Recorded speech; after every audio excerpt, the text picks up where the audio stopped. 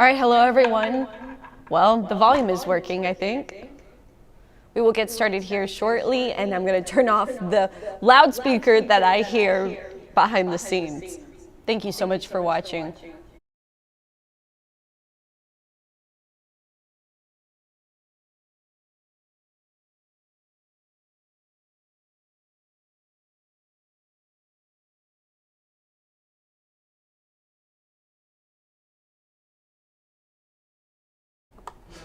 All right, hello everyone. It is Chief Meteorologist Carly Smith. The current time is 8:09 p.m.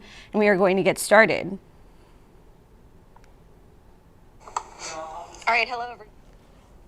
So right now, this is our live radar loop. I am going to add in the other graphics, but the most important thing to note is that we are talking a risk of severe weather. It is a contingent risk of severe weather. It is not a guarantee that we see severe weather.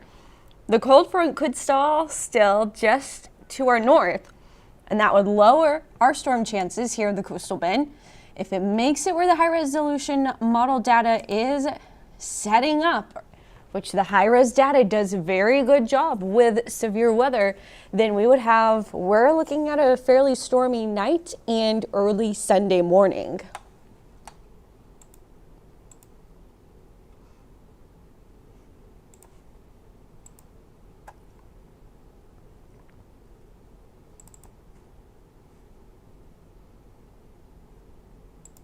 All right, it's taking a few seconds for the graphics to load in. I promise we are getting started here shortly.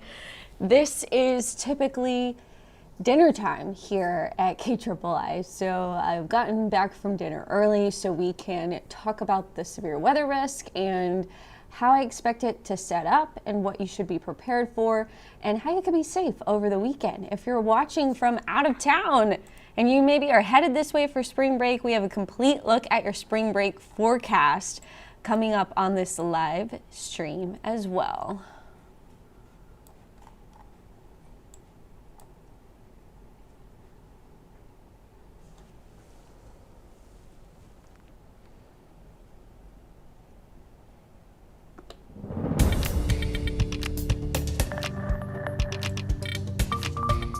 All right, everyone, the weather graphics have loaded in and we are looking at our weather impact alert. Once again, I'm Chief Meteorologist Carly Smith. Your time now is 8:11 p.m. Weather is just windy right now. It's very windy and humid. When I stepped outside, my hair went flat like immediately. And now we are in that warm inflow for storms that are happening to our north. If you're watching the radar loop, there are some storms well to our north, more so in Oklahoma. Dallas-Fort Worth, I believe, has been cleared from the watch that's in place. But let's get started on these graphics now, shall we? So strong storms are expected when that's going to be possible late Saturday through Sunday, particularly Sunday morning. As we start to look a little bit later into Sunday, activity will be weakening because the front is just going to lose its power. It's going to start to lift back to the north as well. Now, what the National Weather Service and the Storm Prediction Center are both indicating, and I see the data too as well, large hail, microburst, wind gust, and rain, of course. Those are your three biggest impacts. Large hail, microburst, wind gust, and it's mostly going to be for northern and northwestern areas of the brush country. I'll show you where that is in just a second, but you'll want to keep up to date with the latest forecast changes, have a way to receive warnings, especially overnight. This is an overnight storm. If you, as you are going to bed, I suggest checking the radar, check KIIITV.com, check the weather as you are headed to sleep, so you know maybe if you need to do something extra to prepare. Cars that are parked outside, if the hail plays out as big as the Storm Prediction Center is saying, may want to have an awning or so forth for that car. Park in the garage if you can. Those are some things to consider. So we'll go on now. So for the weekend, again, I can't emphasize this enough. It's Saturday night into Sunday. Now, the good news is with night storms, they usually are weaker than they would be if they're during the day, but we are still looking at that risk of hail and downburst winds. Thunderstorms still possible into Sunday, but they should just be thunderstorms, not severe storms with the large hail. We'll see an east-northeast wind behind a boundary or a weak front, but it's going to shift back out of the east-southeast pretty quickly there into Sunday afternoon. So here's the current setup right now. You see most of those storms are now in northwest or northeastern Oklahoma as we speak, moving into Missouri. There's a cold front in Amarillo. Look at that. Look at that temperature, 59 degrees right now in Amarillo. Meanwhile, the rest of us are sitting in the 70s. There's where your severe storm risks are. So this is also something that's important to consider or talk about. The closer you are to the low, essentially, that's where all the air flows into low pressure. So the closer you are to that low, the higher your storm risks are going to be. We are pretty far away from where that low is going to be. Now, one of the reasons, though, why we have a risk of severe weather, especially into the brush country, is we're going to see some upper level energy moving in. We'll talk about that in just a second. We also could see a surface trough or a surface low try to develop on the back end of that cold front. If that happens, that would help give us an additional form of boost and could add some intensity to our storms. But that's a big if. It's not a guarantee that that happens. It's also not a guarantee that the cold front makes it as far south as Corpus Christi. However, the high resolution model, the high resolution rapid refresh model to be exact, the HRRR usually does a pretty good job at handling weather. Now, is it always correct? No, it still messes up. It's still a math equation that is going through calculations and being spit out by a computer model. And it can still be wrong, but it does a great job. So anyway, a couple of things to point out. The triple point, essentially where you see either the dry line and the cold front meet, or the dry line and the cold front closer to the low, or the warm front and the cold front, which I didn't draw on the warm front because it's not impacting us or really triggering those storms. That's what's actually targeting areas into northern Indiana and southern Michigan. But regardless, this is a storm system that is going to track across the plains. As that, we need lift in order to get storms, and we're going to see the chance for some lift with that front moving in as we head into Saturday night. So Saturday night, 8 p.m. to 11 a.m. We have that highlighted in red. That's our weather impact alert time frame that I'm going with. So I'm going to edit or go in and tweak some stuff as we go on this next graphic. But again, this is your timeline mostly overnight, Saturday into Sunday. So if you have plans on Saturday to be outside, should be fine. However, it will be very, very windy, just like we have been. So nothing too crazy, but if you're going to the beach, have a good way to hold down those canopies, or just don't put them up because the wind will blow those away very, very easily. And if they break, you've got to dispose of them properly. Please, please, please, please, please do not leave canopies out on the beach, even if they're broken. That is trash. That is bad. We do not want trash on our beaches. So this is Futurecast.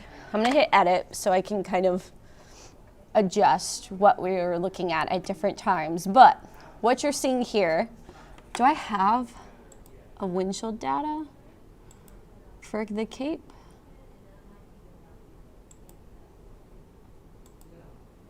Yes. Okay. I don't know if I can make this smaller.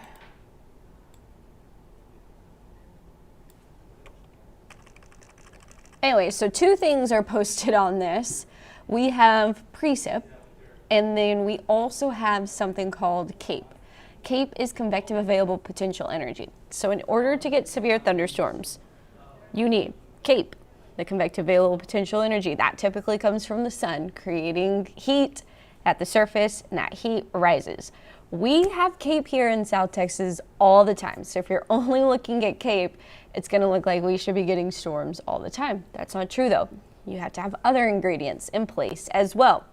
Moisture. Now we have that all the time. We have a lot of humidity, but what we don't have all the time is going to be lift and then also wind shear. Those are the four main ingredients for severe thunderstorms, particularly severe thunderstorms that are going to produce large hail or tornadoes. Now our tornado risk is very low, but our large hail risk is not. So we could have some large hail in some of these storms, and we also could have some microburst within these storms as well, creating some strong wind. So let's break it down. This is right now. This is the current radar. And then This is how Futurecast is playing out. So it's doing a pretty good job. It's keeping most of the rain into Oklahoma, which I agree with. There's one little rogue storm there north of Dallas, which Futurecast is kind of tapping into as well. And so as we head into the rest of this Friday, we are going to see the cold front pushing south. So I don't have the cold front drawn on here, but when you see the Cape going away, that's going to be where a cold front is. But what you're going to notice is storms developing along that front, and then the upper level winds are going to push them to the north and northeast. So those upper level winds will push the storms to the northeast, but overall the front is moving from the northwest to the southeast. So you'll see that here. This model is a little bit earlier than the one I was showing on the 5 and 6 p.m. news. So you'll see here moving through San Antonio. That's the cold front moving through San Antonio around 4, 5, 6 p.m. So, timeline for mostly McMullen County, possibly northern Live Oak and northern B County. I say start being weather aware by 6 p.m. Have a way to have weather alerts by 6 p.m. You likely, if you look to the north, you may be able to see thunderstorms starting, northwest even, by 6 p.m. So, again, 6 p.m., especially, listen closely, McMullen, Live Oak, B County, right? Those counties have the best shot of seeing some storms while we still have a decent amount of Cape and a decent amount of shear and a decent amount of lift in the atmosphere. This is the best timeline when those storms could produce some of the large hail or those microbursts we were talking about. So you see this front moving through. This takes a pretty strong storm through B County. Now, once we get into the overnight hours, it becomes a little bit more messy, and messy is a good thing when it comes to storms. If they're less individualized or less isolated, then they usually tend to be weaker. So that's a good thing. Also, it provides more rain across the area, which is a good thing. And so you see, as we head into 11 p.m., midnight, we see more rain across the coastal bend along the cold front. The cold front is now stalling. So, is there a chance that this front stalls closer to San Antonio and all of this rain is to our north? Yes. The good news is, if it stalls right here, pretty much between, we would actually really, for the watershed purposes. Now, yards, we need the rain across the coastal bend because your yards could use some rain. We haven't been allowed to water them. Rain would be a great thing for yards, fields, everything. Rain is a great thing for everything. But to be exact for the watershed, it would be better if the rain was a little bit further to the north, so we would get more rain in our watershed and less rain in the coastal bend. However, this model does still have a decent amount of rain in the watershed. You see those individualized storms taking off in the watershed, moving through those northern counties, and then we get that line of storms setting up as we head into early Sunday morning. So this is now 3 a.m. Pretty much from, I believe Zapata is down there. Yep. So pretty much from Zapata through Houston, that is where we are looking at the cold front stalling. As the cold front stalls, we still are getting storms moving over it. That's where we're going to have the best chance of storms because there will be some upper level energy moving in, which will create almost waves of thunderstorms. And we also have the cold front moving in, which will create that lift. The lift and the wave of energy combined gives us a better chance of storms. And we really need both to get a decent amount of rain here in South Texas. You really can't have one without the other and have good rain chances. And so this is a good scenario for us. We have both possibly in our area. And so as we continue on along, you do see trending a little bit more rain to the south. Now what's happening into Sunday though, Sunday afternoon, things are getting a little bit weaker. The front is not as strong. It's being impacted by stronger upper level winds that are trying to push it back to the north. And so we are starting to see our storms get a little messier, which again is a good thing that keeps them weaker. And it's more kind of spotty rain across areas really from Brownsville up through Del Rio, San Antonio, and Corpus Christi. And then as we head into Sunday evening, now we're losing our high resolution data. So I just went into all of that detail, and now we're gonna do it again with a different model.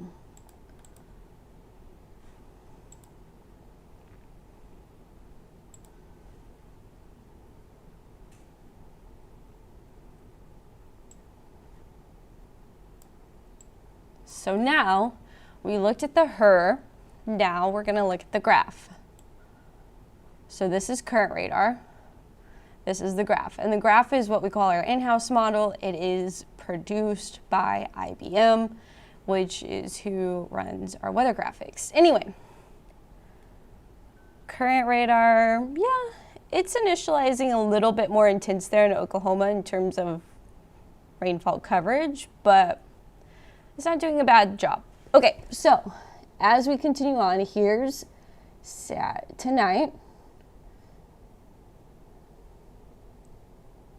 This one, okay, so now the IBM is looking more similar to the HRRR, getting to San Antonio a little bit earlier. Both models in agreement, that's a good thing. Both models, it's a little bit later for McMullen, Live Oak, and B County, but still, this is 7 p.m.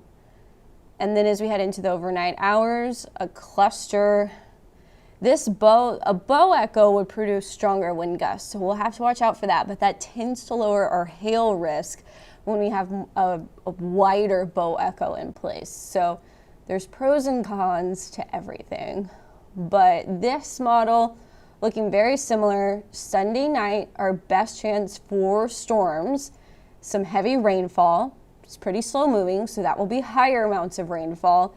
And then we do have a risk of hail, more so initially on. And then once the sun sets, I think our hail chances should go down. And additionally, though, our microburst chances are still going to be possible.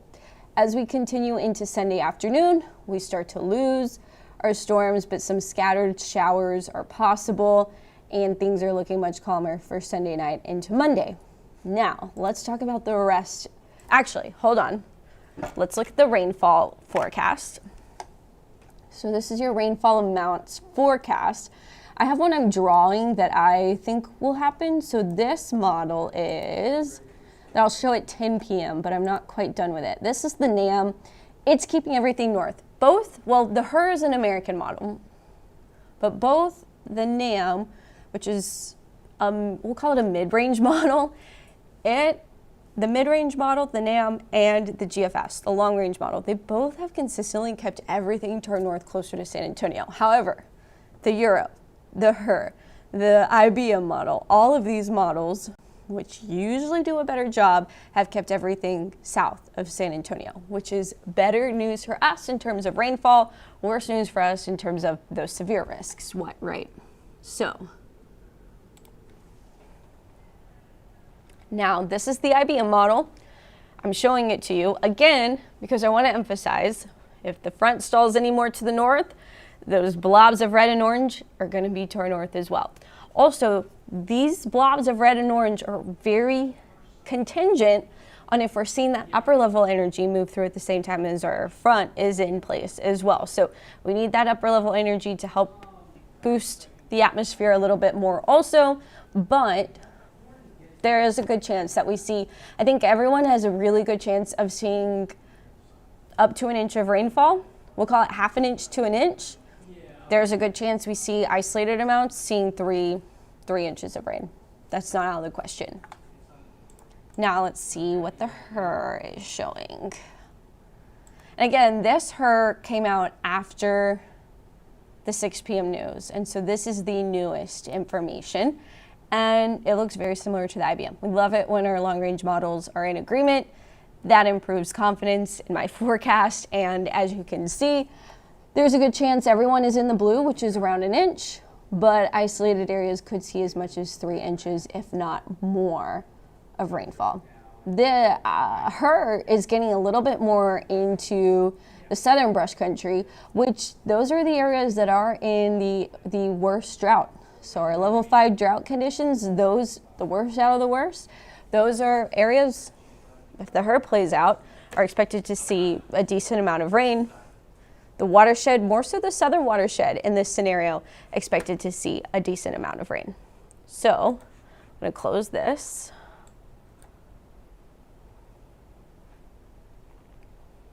And now we'll talk about the rest of spring break.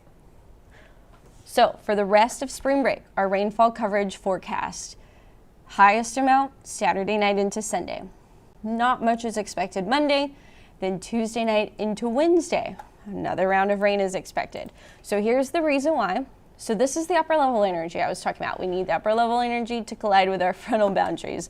And so what I want to point out is as we head into Saturday morning, not a lot of energy really across Texas. But as we head into Saturday afternoon, we're starting to see more pieces of energy starting to sneak in.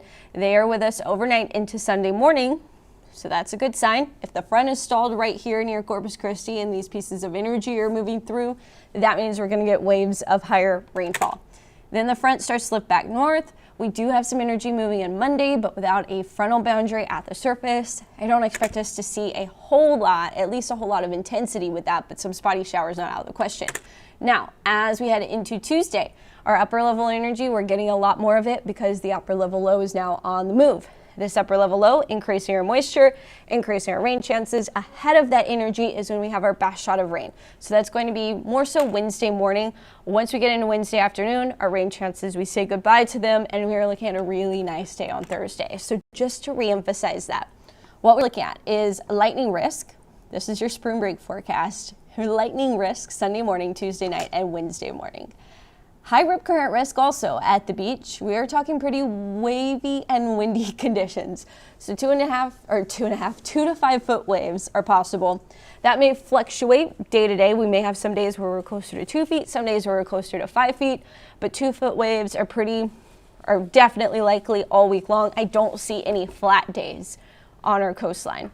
The biggest waves are looking like they're Thursday morning with a strong downshore current as well. That downshore current does create a strong downshore. It's not like a tide, but it's a strong, you know how when you're at the beach and you're playing in the water and then all of a sudden you look up and your stuff is gone because you've drifted with the current? That's what that longshore wind is going to do. That's what that longshore current is. I do expect that to be moving from the north to the south, potentially. Our typical one is more so from the south to the north because we have strong winds that are southerly more often than not. But I do think we could see a downshore current once we see that cold front come through and we get some northeast winds. There was one more headline. Nicer weather. So if you want an enjoyable beach day with sunshine, Thursday through Saturday, possibly Sunday, are going to be your better bet on that forecast. So let's look at the big picture now. So dry line action was today. This is at 5 p.m.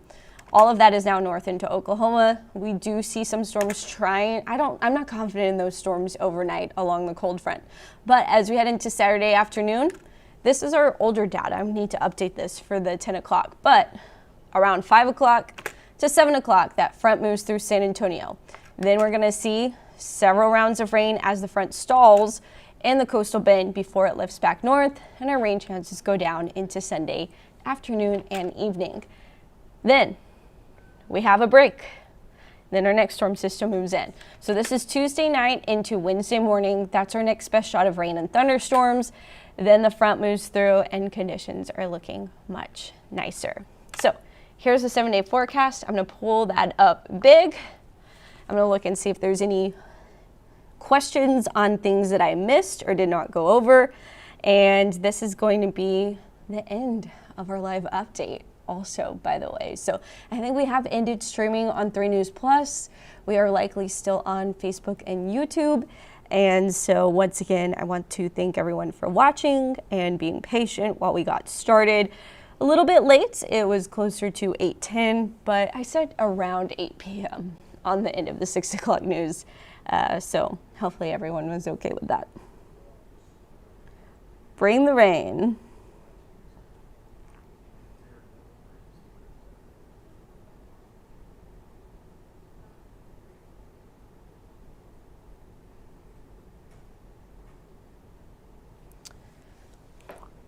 Gina, all of the short range data is suggesting we get rain. I do think we see an inch of rain. I also do think it will be overnight for the most part and into Sunday morning. So you may be getting rained on as you're headed to church. Shouldn't be severe at that point in time, but some street flooding will be possible if we do wind up seeing the amount of rain that's being forecasted. So I'll have a complete look at rainfall totals that I expect. Make sure if you know anyone in the area. Hi, Carl. If you know anyone in the area or traveling to the area, that they have a heads up that beach conditions may not be ideal, especially Sunday morning. But good news is most of the rain should be coming overnight. Bad news is it's not perfect. I don't know. It's really not bad news. Rain is a good thing. We could see some large hail with this rain as well. Again, the main areas that I expect that are Live Oak, B, McMullen County. Could that shift a little bit south? Yes. Could it stay to our north? Yes. But those are the counties that I see having the highest risk of those strong to severe storms, as well as Duval County. So Freer. Keep in mind, stay weather aware, have a way to get warnings overnight, Saturday and Sunday. Also, don't forget your clocks change. So spring forward as we kick off spring break. Thank you so much for watching. That is going to do it for this live update. I am Chief Meteorologist Carly Smith. I'm signing off.